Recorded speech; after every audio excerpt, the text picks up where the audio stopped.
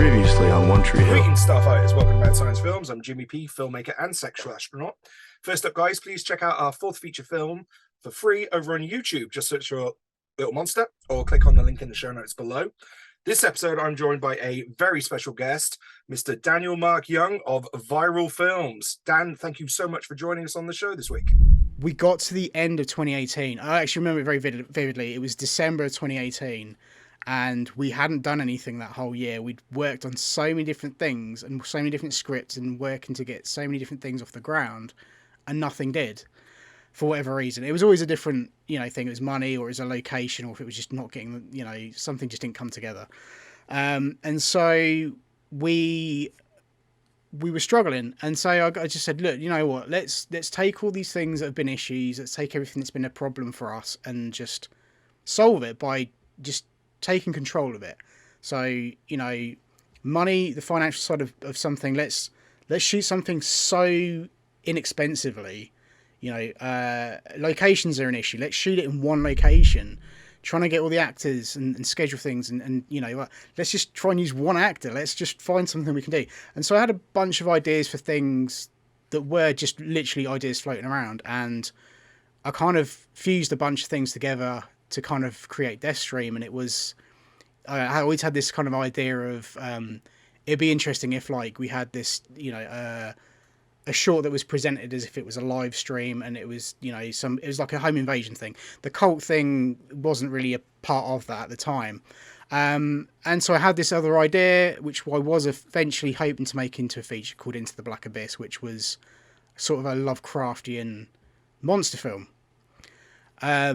And I won't go into details about that because I still want to use the idea as a potential sequel. So I would love to talk about it, but and then I thought, well, it'd be kind of cool to do something, because that was kind of like an end goal. Warehouse was kind of off the table for a bit, so I wanted to try and see if we could get this other film made, and then not kind of realizing actually this was going to be stupidly expensive, and I'm barking up the wrong tree again.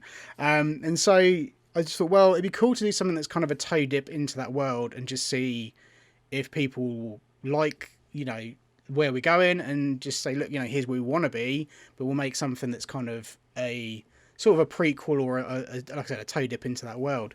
And so that's where we kind of came up with this. And originally this project was going to be like 50 minutes long. We were going to shoot it for like $1,000. It was going to be so simple and really kind of a very dumbed down version of what we ended up with. And in the writing process, the issue is I took over the writing. Our normal writer, he wrote for her run, etc. James, he kind of took a sort of step back from writing and said, look, I'm happy to be producer and all that and help out and do, script notes and supervise and that and stuff. But he didn't really want to have the sort of the main sort of job of writing it. So it was down to me. And I got to the point where I was just like, I wrote just possibly the craziest thing I could think of at the time, and then realized actually this is going to cost a lot more than $1,000. This is going to be a lot more, this is a lot more pages. This is going to be more than 50 minutes, which is all good problems to have, because it just ended up being a much grander project. But yeah, it was really born out of the necessity to do something, just to get off our arse and shoot something, because we'd had a year of we'd gone from project to project and we'd worked on stuff, and we had a good flow going, and then for some reason 2018 everything kind of didn't happen for us. So we just kind of got to the stage where we were itching to make something. We know we want to make something. We just need to figure out what it is we can make with little money, and that's, and it wasn't just a case of we said, oh, let's make a feature. It just kind of happened that way, so I love the fact that you kind of took all of these restrictions, these challenges, these limitations, which would put most people off, and you kind of went, okay, how can we turn this to an advantage? And we've all faced the challenge of locations, an absolute nightmare. Money, often linked to locations being an absolute nightmare. Keeping the cast small, trying to keep travel expenses and all this down. And this is something similar that we did in the run up to Little Monster. It's like, right, what can we do? What have we got? How can we shoot it? I absolutely love that, dude, because I think a lot of people use these limitations as excuses just not to make anything. Yeah, absolutely. We just, it was frustrating, and there was a lot of kind of angst involved in kind of writing the script as well. I think that's why we kind of went so crazy with it and extreme with it. Because we were just so angry we couldn't get stuff made. I don't know, like that was from my perspective anyway. And so yeah, like I feel like, you know, like you say, a lot of people use it as an excuse not to get stuff done. I wish those were the only sort of challenges we faced, because obviously we had like the issues of like the pandemic and, you know, there's so much other stuff. I mean, I've got so many stories I could tell you about like making this movie. That's why it took 4 years to get it to where we are now, you know. Hats off to you for getting anything done during the pandemic period. You know, like I've spoken to a couple of people who managed to get stuff done, and you know, absolutely, you know, I think all other filmmakers should salute you and those filmmakers who managed to get anything done during the past like 2.5 years, which has been, you know, a nightmare for almost everybody.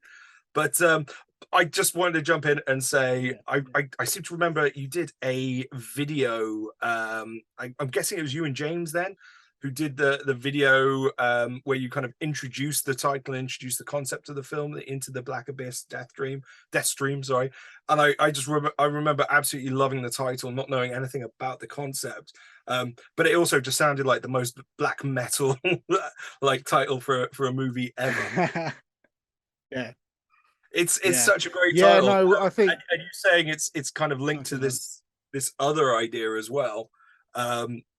Yeah, great. This could be your Cloverfield then. This could be a franchise going, you know, touching many different subgenres. Is that what we're hoping to see? yeah, possibly. I have an idea for a sequel, and then I'm hoping if we get to make that and we get to make the final part of it, it's essentially going to be a trilogy, that the final part will be the movie I wanted to make initially. So I do have a kind of an idea for a sequel that's kind of a bit more in the mockumentary sort of style of things. It's still going to be found footage, but it's going to take on a bit more of a mockumentary vibe. But yeah, I got some interesting ideas for that. I don't know when that's going to start. Kind of, you know, we're going to start writing that, but I've got a few other things I'm interested in doing that are a little bit maybe outside of the horror genre, but still have elements to it. But yeah, I think we've not sort of had. It's been a bit tricky getting this film out there at the moment, but like the sort of response we've had so far has been pretty positive. So I feel like there's potential there for us to do something more in this world and do a sequel or something. Yeah. You're talking about how originally it was kind of like this 50-minute short, and then you went off and it kind of blossomed into this thing. So by the time it kind of hit a feature length script, how many drafts did it then go through to become the shooting script that, you know, you guys actually sat down and filmed with then? I think in total we had something like five drafts. I think initially because originally James was going to do the bulk of the writing, I wrote a massive treatment for it. I said, look, here, I'm just going to write this whole thing out. It's like a 36-page treatment or something ridiculous. And I sent it off to him and said, look, here you go. You've got everything you need to go write it, you know, which was probably not the greatest way to go about it. But so, yeah, like I feel like the first draft was something around the 52 page mark. So we'd sort of hit our 50-page mark we were looking for. And then we just kept coming up with all these ideas and expanding it. And that's the biggest problem we have when it comes to writing. We just, you know, I just feel like, you know, why restrict yourself? Just write the movie you want to see and figure the rest out later, you know, because there's always a way to do things on, you know, and don't get me wrong, there was definitely stuff we had to not so much cut out, but tone down or do slightly differently or change or adapt. But in the same instances, there's things that we thought of whilst in production that we thought, actually, if we do this, that's going to make that scene even better. So it kind of works both ways. There were certain things we had to change, but yeah, so I think like the first draft was about 52 pages. I feel like the second one onwards, we just started adding more and more stuff and bulking things out. The gameplay stuff and the kind of end reveal with Derek Nelson's character, that got the biggest sort of bulking out, I think, of anything. And I feel like the ending to this movie is slightly exposition-y and you know, perhaps could have been sort of cut down a bit, but I feel like we just kept adding and adding and adding stuff, and yeah, it got to the point where I kind of um I mean, I'd go away, I'd write stuff, and then obviously James would then, I'd send it over to him, say, look, check it over, give me some notes, and let me know what you think. He'd give me notes. I'd go back, I'd write more, or change stuff, or say, can you tweak this dialogue a little bit, make it a bit more sort of, and that's how we'd work it. So, and yeah, it was just kind of, there was just elements where it was just like, yeah, there's, like we'd just make something more and more fucked up every time we'd write a draft. We'd just go back and go, yeah, we can make this more fucked up. We can just, we can make that darker, or we could, go a bit further, more extreme, or push this a little bit more. And so in the end, it just expanded to, I think, the shooting draft, which was finalised in March 2020, was about 72 pages. March 2020, man. What what a date! Yeah, What a date when the world changed there, man. Yeah, definitely. No, I mean, you talking yeah. about, Didn't see that coming. yeah, we did. What I actually loved, and hey, whether this complicates matters or not, I actually really loved the game stuff, and then how that reflected in the occult, apocalyptic kind of stuff, man. That was because I love the concept of a Oh, cheers, streamer man. and a home invasion. That's a great concept, but then overlaying it with all this occult stuff on top of that really was pushing a lot of buttons for me. Again, going back to kind of that Prince of Darkness, John Carpenter vibes, and the slow dawning realization of this gamer, the bits, and having almost like this Greek chorus of the commenters scrolling down the screen as well. Just a great concept, man. And it's one of those ones where, yeah, it would never have a million years occurred to me. But as a viewer, I was just like, holy shit, what a great way of having, just for the most part, one actor on screen, but interacting with all these other characters. And it's such a modern phenomenon, like, twitching and all of this kind of stuff. Fantastic, man. I absolutely loved it. Was there anything that you were kind of inspired by, to kind of influence this concept at all? Or Well, cheers for saying it, man. I really appreciate that. That's amazing.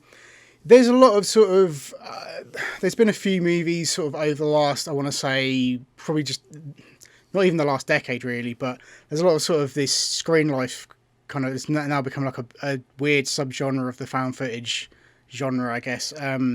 A subgenre within a subgenre, if you will. Yeah, and films like Unfriended and things like that have a little bit of a sort of a slight influence into it.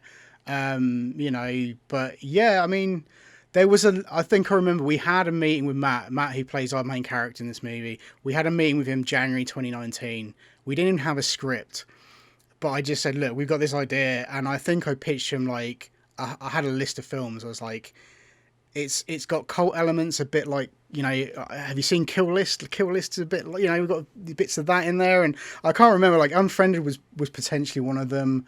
And I think I kind of pitched him the idea that there's going to be, it's essentially a found footage movie that has a few sort of POV moments to it. And I think I explained there was a film that was kind of similar to that. And I can't remember off the top of my head, but there was a little list of films that I felt had some similarities and things like that. And like I said, I can't remember off the top of my head, but yeah, I feel like, anything sort of in the tech horror kind of, sub genre of horror is kind of, I guess would be somewhat influential. And I feel like it's something that, it's weird because, again, not to mention the pandemic too much, but obviously it played a bit of a role. And I feel like, obviously, online gaming and Twitch streaming and that kind of stuff has always been a thing anyway. It's not always been a thing, but it was a thing for a fair while before we wrote this. But it kind of blew up massively over, once lockdown hit, because everyone's stuck in their home, and all the kind of weird sort of parallels with the story of being stuck in your own home and all this stuff. It was like, we obviously had no idea like these things were going to happen, but it had these really weird these weird parallels with real life. And so we got asked a lot whether or not, the whole pandemic played a role in influencing the story, which it didn't, because it was all written way before that. once we'd locked off the script, then did you guys kind of like you and the producer have a look in terms of budgeting? Was that kind of the next step for you guys? It's like, okay, this is the script. how are we going to make it? What's it going to cost us? Yeah, so like obviously we knew that our original idea of doing it for £1,000 was like, you know, not going to happen.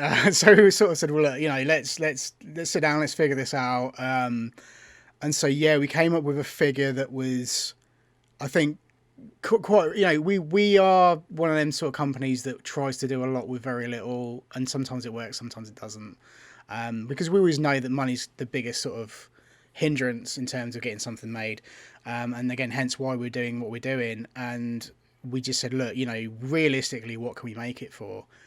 And I believe that our first figure was something around 2,800, which was double the actual budget of For Her.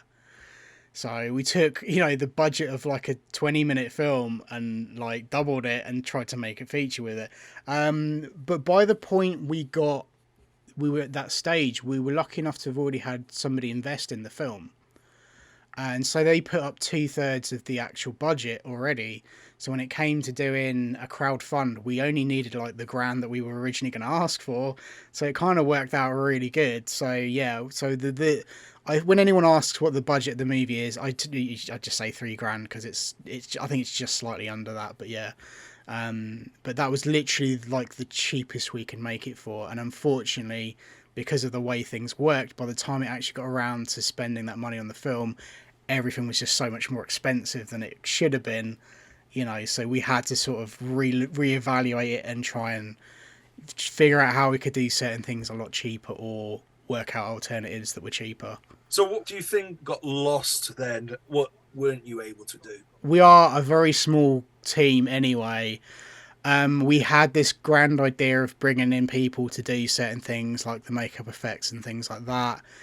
I ended up doing them pretty much all myself, to be honest. You know, just because it saved money, we bought in a lot of stuff that, you know, to do that. Yeah, there were a couple, I think maybe a couple of death scenes that we kind of tweaked to make them a little less over the top and less grand, and kind of, you know, not so much cheapen the effect, but make them more affordable, and, you know, still have the same sort of impact, but just do it in a way that isn't going to cost us a fortune. There was a sort of a big cut more towards the end part of the film. There was going to be a little bit more carnage towards the end of the film, more dead bodies, actual dead bodies. You were going to see. The idea was, you know, not to sort of spoil anything for anyone that hasn't seen it, but I don't really care. I'm talking about the movie; it's fine.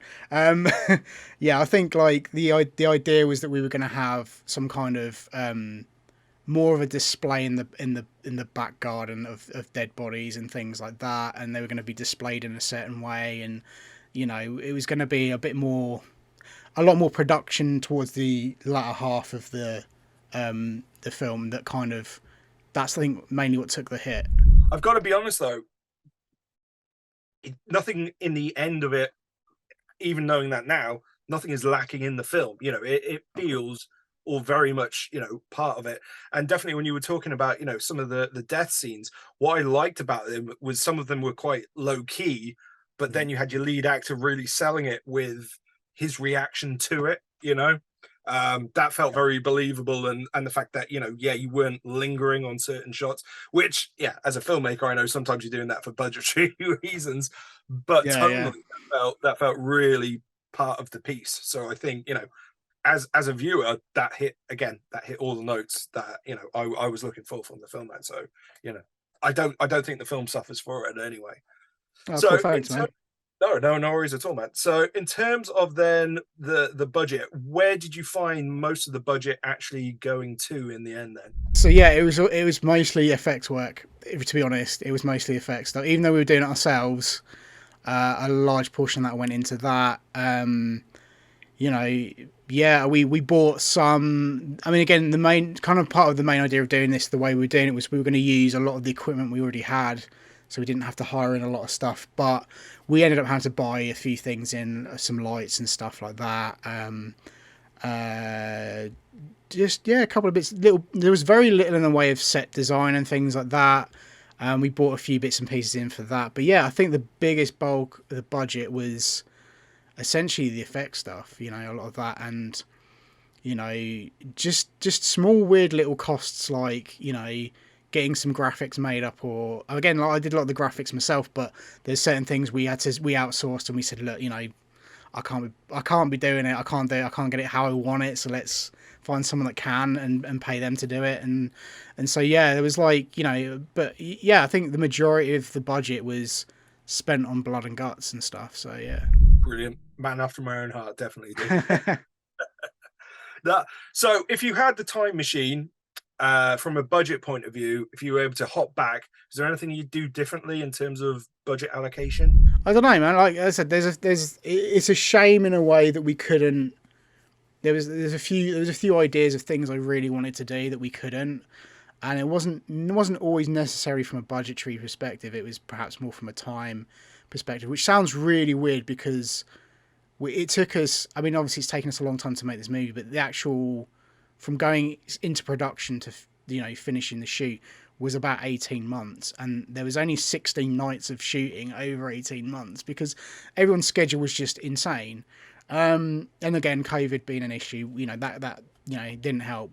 So, you know, I'd love to have just, I think more than anything, I would love to have just gone back and had the time to shoot it over a shorter period of time would have helped, and maybe get a couple of scenes. There was an extra part of the scene in the attic, in the roof space, that I really wanted to get done.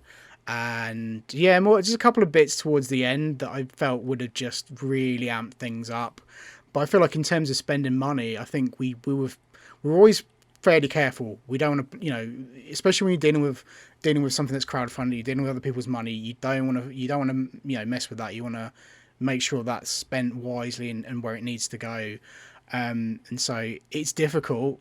It's definitely tricky on, you know, a feature film that's, you know, and you've only got $3,000. You know, there's a large room for error there, but you know, we were very careful of every penny we spent, and we tried to make everything go as far as possible. I think to be fair, I say the biggest expense to the budget was blood and guts. Actually, to be fair, this is a story, and I'm hoping the producers won't mind me saying this. We destroyed a bath.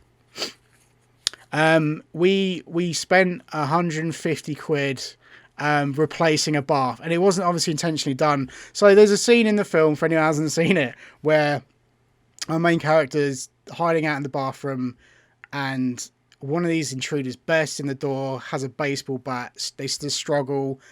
You know, he's overpowered, and our main character, you know, he smashes his face in with a baseball bat. So we had, you know, being very careful on set, we had a rubber baseball bat. We padded out everybody so no one was going to get hurt. The bath was even padded out, but for some reason we were dealing with the world's cheapest, flimsiest bath, and so we were able to somehow push a rubber baseball bat through a bath and make a hole in it this size. And so yeah, we shot the scene. We thought, yeah, that came out really great. You know, that looks really good. I'm really happy with it. Let's tear everything down and let's be done for the day. And then we pull all this padding off the bath and realize there's a massive hole in it. And we're like, oh shit. Okay, so we now need to figure out that, because you know that's not good. So yeah, we that was actually technically the biggest expense of the budget. We had to pay for a new bath.